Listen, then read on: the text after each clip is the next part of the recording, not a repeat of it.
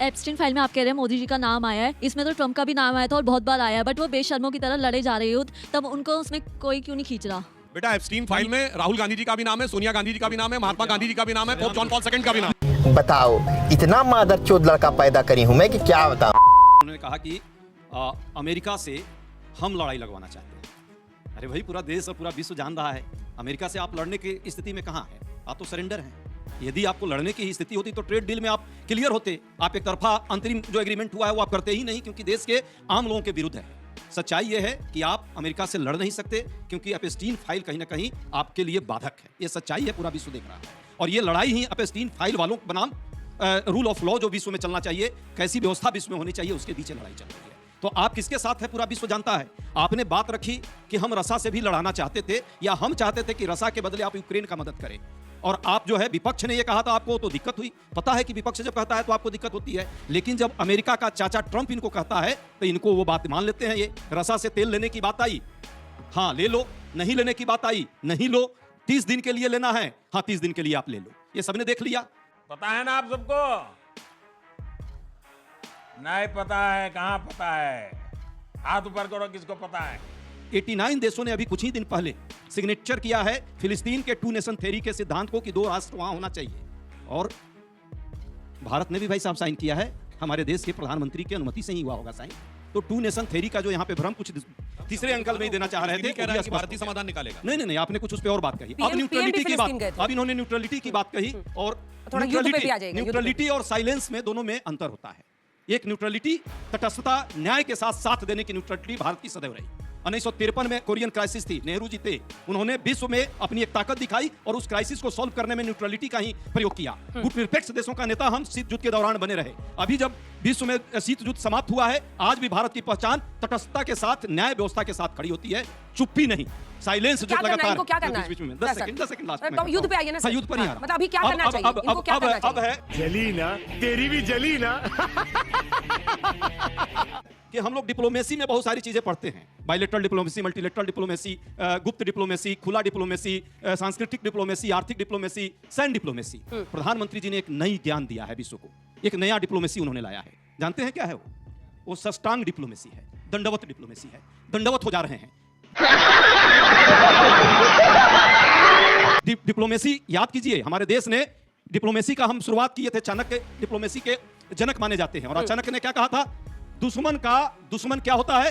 दुश्मन नहीं, दुश्मन का दुश्मन दोस्त होता है। और दोस्त का दोस्त क्या होता है? दोस्त का दोस्त भी दोस्त होता है। पर यहां पे एक नया दौर इन्होंने शुरू किया। दुश्मन जो है, हमारा दोस्त का जो दुश्मन है, वो आपके दोस्त का जो दुश्मन है, मोदी जी उसको दोस्त बना रहे हैं।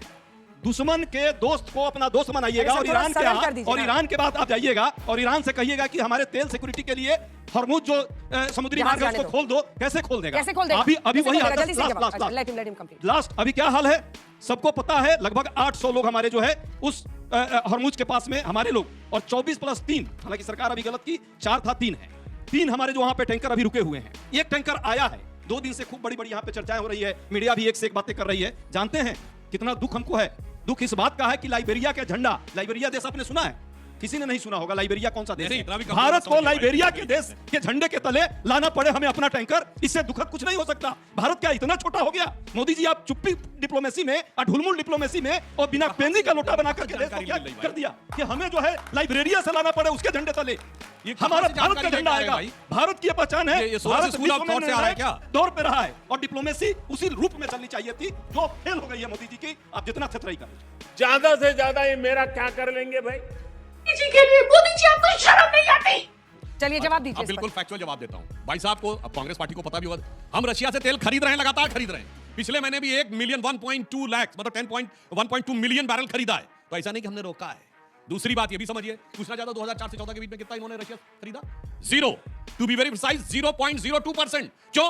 अमेरिका से न्यूक्लियर डील करनी थी। दूसरी बात, 2006 में IAEA, international atomic energy agency में हमने ईरान के खिलाफ वोट कर दिया, क्योंकि अमेरिका से न्यूक्लियर डील करनी थी। ये कोई ऐसा नहीं कि शोक प्रस्ताव पर्सनली भेजना था, वो मामला है। सीधे सरेंडर इसे कहते हो। अभी बता है भाई, अभी बता है। अभी तूने गाड़ में उंगली किया ना, अभी बता है। अभी आपको फिर एक फेक न्यूज फैलाया गया यहाँ कि रसा से हम तेल जरूर ले रहे हैं, लेकिन जो 30% की पहले छूट मिलती थी, 10% प्रीमियम मतलब बोला 40% आपको एक्स्ट्रा अपने जमाने में पैसा पैसा देना दे पड़ रहा है। क्या ये राष्ट्रीय हित ठीक है कि 40% उसी से फिर जाकर के दोबारा आप जाकर के वहां पे दूध मिलाने लगे, और तब मजबूरी में आपको लेना पड़ रहा है क्योंकि मजबूरी है। तुम्हें शर्म है? कुछ शर्म आया है? सुधांशु त्रिवेदी जी ने शुरू में ही वैदेशिक कूटनीति को लेकर विपक्ष की आलोचना की और गुटनिरपेक्ष आंदोलन की भी आलोचना की। मैं एक तो ये निवेदन करना चाहता हूँ कि वैदेशिक कूटनीति टीवी डिबेट्स में तय नहीं होती है, वो बंद कमरों में बैठ कर ऑफिसों के अंदर तय होती है। उसमें सरकार कुछ करती नजर आ नहीं रही है। माननीय मोदी जी ने क्या विपक्ष के साथ कोई मीटिंग रखी है? सबके सुझाव लिए हैं, जो विदेश के विशेषज्ञ हैं, जो वैदेशिक नीति के विशेषज्ञ हैं, युद्ध के विशेषज्ञ हैं। इस तरह जब संकट होता है तो हमारी सरकार एकदम किमकृतव्य विमूढ़ नजर आती है, जब कुछ करने की स्थिति में नजर नहीं आती है। एक तो हमारा सवाल ये है। दूसरे, जो आपने गुटनिरपेक्ष आंदोलन की, गुटनिरपेक्ष भी अपने आप में एक गुट था, उसमें हम अलग नहीं हो गए थे। 100 से ज़्यादा देशों को जोड़ा था नेहरू जी ने उस गुट में, और वो एक भारत की ताकत बनी थी। भारत उनका अगुवा था, भारत उनका नेतृत्व करता था, भारत की एक वैश्विक कूटनीति में एक मजबूत आवाज़ थी। आज हम इतने कमजोर नजर आ रहे हैं कि और तो धमकी छोड़ दीजिए आप। ईरान पे हमला हुआ, वेनेजुएला के राष्ट्रपति को उठा लिया गया, रशिया और यूक्रेन का युद्ध, उनमें बोलना तो छोड़ दीजिए। हमारा बार बार अपमान किया जा रहा है, उसमें हमारी सरकार नहीं बोल रही। जब हम उसके साथ ऑपरेशन सिंदूर चला रहे थे पाकिस्तान के खिलाफ, तो ट्रंप घोषणा करते हैं कि मैंने सीज फायर करा दिया है। बार बार घोषणा करते हैं और इतने अपमानजनक शब्दों में करते हैं कि मैंने दोनों को धमकाया, मैंने भारत को धमकाया कि मैं व्यापार बंद कर दूंगा अगर तुमने सीज फायर नहीं किया। और हमारी सरकार एक शब्द नहीं बोलती कि ट्रंप झूठ बोल रहे हैं। ये झूठ है, झूठ है, झूठ है। फिर एक हमारी ट्रेड डील होती है अमेरिका के साथ, उसकी घोषणा भी अमेरिका से की जाती है, सोशल मीडिया के द्वारा की जाती है। हमारे विदेश मंत्री को पता तक नहीं होता। फिर वहाँ के जो कृषि सचिव हैं, वो एक सोशल मीडिया पोस्ट लिखते हैं कि आज अमेरिका के किसानों में खुशी मनाई जा रही है। ट्रंप ने 142 करोड़ भारतीयों का बाजार अमेरिका के किसानों के लिए खोल दिया है। और बीजेपी के प्रवक्ता हर डिबेट में कहते रहते हैं नहीं, कृषि उत्पादों पे कोई डील नहीं हुई, कृषि उत्पादों में कोई मंत्री डील ने नहीं कहा हुई। अब मैं आता हूं इस विषय पे। जो वो कह रहे हैं, ट्रंप कह रहे हैं बार बार कि हमने 30 दिन की अनुमति दे दी है रसिया से तेल खरीदने के लिए। जब रसिया अगर हमारा पुराना मित्र है, रसिया के साथ हमारे अच्छे संबंध रहे हैं, आप भी अभी खुद कह रहे थे कि सबसे अच्छा व्यापार हमारा रहा है, तो हम अमेरिका के दबाव में क्यों आ रहे थे कि हम रसिया से तेल नहीं खरीदेंगे? और हमने तेल खरीदना बंद कर दिया था, धीरे धीरे कम कर रहे थे। तो अब जब संकट आया है, अब रसिया ने भी मुंह मोड़ लिया। वरना जो आज संकट है देश में, खासतौर से जो रसोई गैस का संकट हो रहा है, ये ना होता अगर हमने इस तरह की, हमें जो है, मैं आखिर में दिनकर जी की वो पंक्ति बोल के कि समर शेष है नहीं पाप का भागी केवल व्याध, जो तटस्थ हैं समय लिखेगा उनके भी अपराध। खाड़ी युद्ध के दौरान जो ऊर्जा की स्थिति मतलब हुई थी, वो आपको तो याद ही होगा किस तरह की परिस्थिति का देश को सामना करना पड़ा था। लेकिन पहले रशिया से 1% 2% लेते थे, अब रशिया से तेल क्यों नहीं खरीदते? 0.02%। रशिया से तेल क्यों नहीं खरीदते? खुद का नहीं खरीदे। सच्चाई ये है कि जो गंभीर विषय पे आपने चर्चा शुरू की है, उसमें बहुत हल्की बातें उठा के और केवल अपना राजनीतिक हित साधने के लिए गलत तर्क दिए जा रहे हैं। ये कहना कि पहले गैस के लिए लाइन लगती थी, अब नहीं लगती है। दुनिया रोजाना बदल रही है, सुविधाएं रोजाना बढ़ रही हैं। पहले कितने मोबाइल होते थे? वाजपेयी जी के टाइम में कितने मोबाइल होते थे देश में? वाजपेयी जी के टाइम में बहुत इनकमिंग फ्री बड़े हुई लोगों थी। के पास मोबाइल होता था। आज हर रिक्शा वाले के हाथ में 2-2 मोबाइल हैं, क्योंकि टेक्नोलॉजी बढ़ रही है, उत्पादन बढ़ रहा है। इसी तरह गैस का उत्पादन बढ़ रहा है। ये विषय ही नहीं है कि आज बढ़ रहा है। कोई गैस का पहले आप 30 साल में देश में पहले आप किसी 1-2 ट्रेन में, वीआईपी ट्रेन में 1-2 कोच एसी होता था, वरना सारी ट्रेन नॉन एसी होती थी।